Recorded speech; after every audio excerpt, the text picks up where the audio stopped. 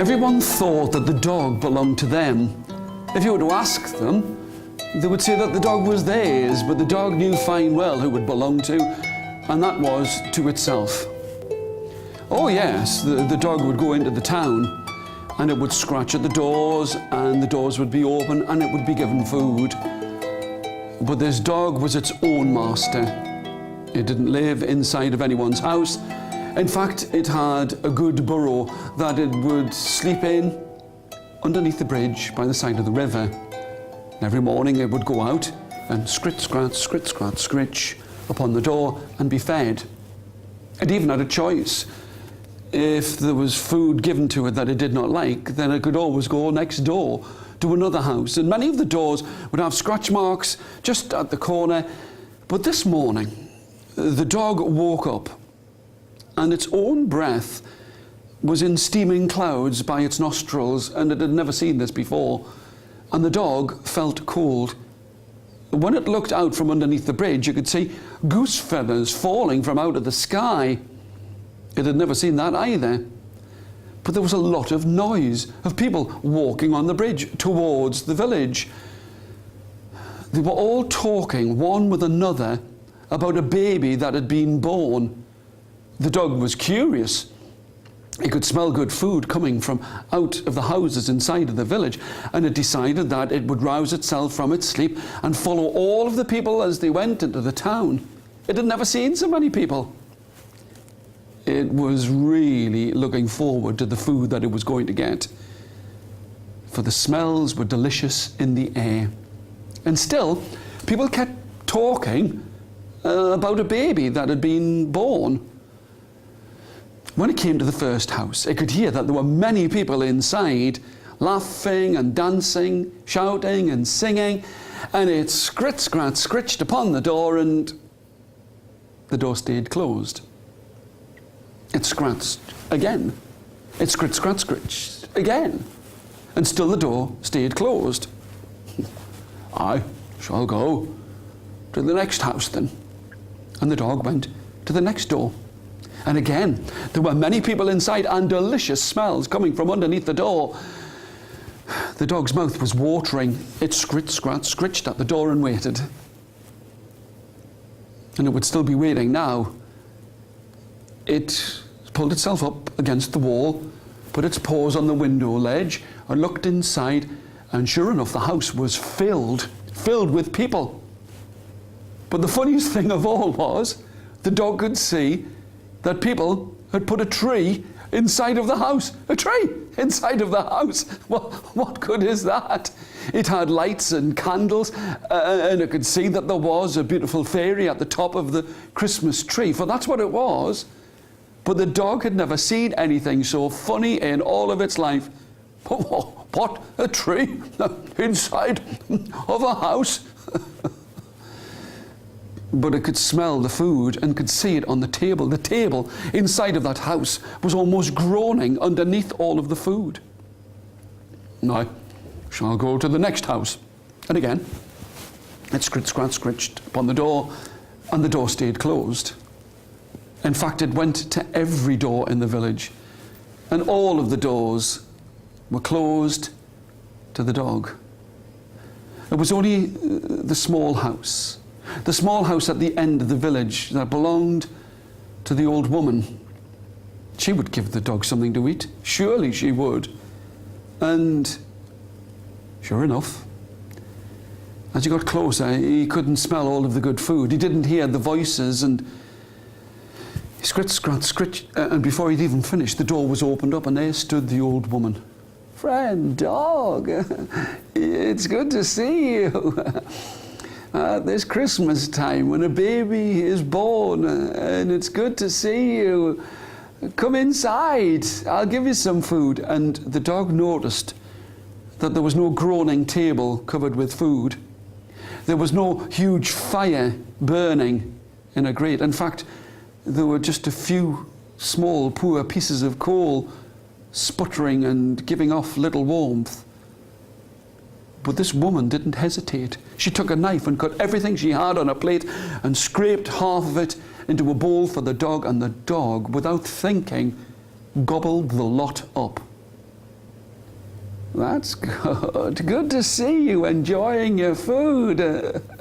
It's good to celebrate the birth of that baby, said the old woman. She hadn't had much, and yet she had shared half of it with the dog without even thinking about it. As the woman fell asleep by the poor light and warmth of a fire, the dog felt very guilty indeed that she had so little, and yet he had eaten it so quickly without even thinking. He skulked out, and now the goose feathers lay upon the ground cold on his paws, and as he went through the town, who should he meet but the proud peacock? "Why, friend dog, what are you doing out today?" The dog spoke of how he'd been to every house, scratched upon the doors, and had not been given any food, and yet it was the old woman who had given him half of what she had. The peacock smiled. "There was a baby born many hundreds of thousands of years ago, and everyone celebrates the fact. Their friends, their relatives, they all come, and the poor old woman who has no one, she must dine by herself." And it was as the peacock spoke, it realized that the dog and the peacock could help him. And so he spoke. "My master, he has much food. He has lots of wood and coal to burn. I shall go and get some. And I shall bring some sausages." The peacock went inside of the house and placed some wood under one wing and placed some coal under the other and brought those sausages. Now, rather than let them drag upon the ground, the dog tied them about his neck as if it were a tie. If anyone had looked out of the window and seen the dog with sausages for a bow tie and the peacock with wood and coal underneath its arm, well, they would have laughed, but they were too busy enjoying themselves with friends and relatives, celebrating this Christmas tide. As they went along, who should be there but the cat? The cat did smile. "Dog and peacock, why do you dress so strangely? And you, peacock, why do you have wood under your wings and coal?" And two of them spoke of how the old woman, who had so little, had shared half of it with the dog. The cat smiled. "My mistress has many fish.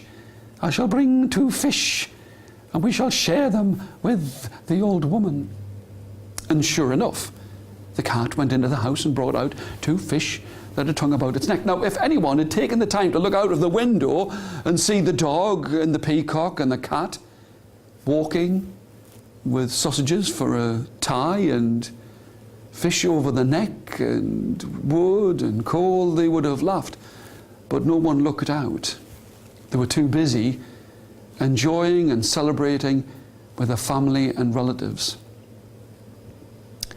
Up in the tree, there was the owl.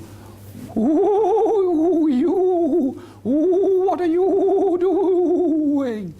said the owl. And when they told of the old woman, the owl wished that he could come too. And he rode upon the dog's back.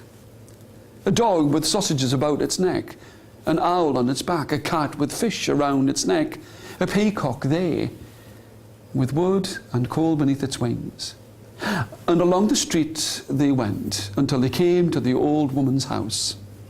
She was still asleep. The fire was nearly out. There was no singing or dancing inside of her house, and it was cold, but the coal that the peacock had was dropped into the fire. The sticks were placed on top. The cat and the dog took pans and started to cook the sausages and the fish. Soon it was warm inside of the old woman's house. There were delicious smells of sausages and fish in the air, and the old woman stirred And as she stirred, the peacock spread out his wings, and the owl flew and lay upon the peacock's head, and its bright eyes shone out. And the cat was there at the bottom of the tree going this way and that, and by the flickering fire's light, the owl's eyes looked like angels' eyes. The cat's eyes looked like candles upon the tree, and the peacock, with its blue and green feathers spread out, looked just like a Christmas tree. Oh, friend dog, you have brought your friends here for me to share the celebration in it. The old woman took out plates, and she divided the sausages. She divided the fish. And in that place, the old woman, the dog, the cat, the peacock and the owl celebrated Christmas as it had never been celebrated for many years. People got to find out about what had happened with the old woman. And when it did come to Christmas time, and snowflakes would fall onto the ground like goose feathers, they would invite the old woman to sit with them, to sit by their tables covered with food, to sit by their fires so warm, to sit and tell the tale of the dog and the peacock.